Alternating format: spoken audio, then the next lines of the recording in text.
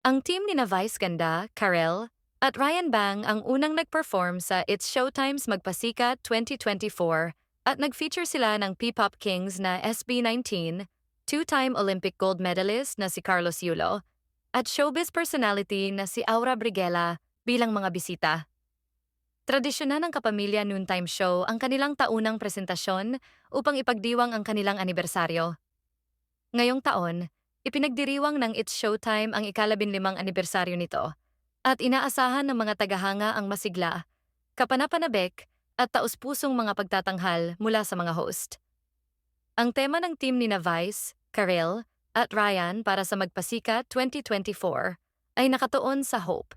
Sinimulan nila ang kanilang performance sa isang pag-uusap tungkol sa mga bagay na kanilang inaasahan. Emosyonal na pinag-usapan ni Karel ang tungkol sa kanyang ama na pumanaw noong Agosto. Sinabi niya na kahit wala na ang kanyang ama, umaasa pa rin siya na maririnig nito ang kantang isinulat niya para sa kanya. Emosyonal din niyang inawit ang kantang ito. Nagsalita naman si Ryan Bang tungkol sa kanyang pag-asa na makasama muli ang kanyang mga magulang matapos silang maghiwalay noong siya ay bata pa. Nakita niya ang pag-asa nang makilala ng kanyang mga magulang ang kanyang fiancé.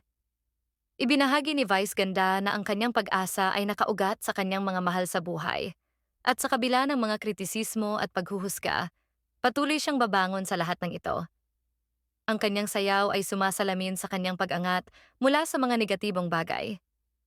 Pumasok sa entablado ang SB19 at inawit ang kanilang kanta matapos nilang ibahagi ang kanilang sana sa isang naitalang video.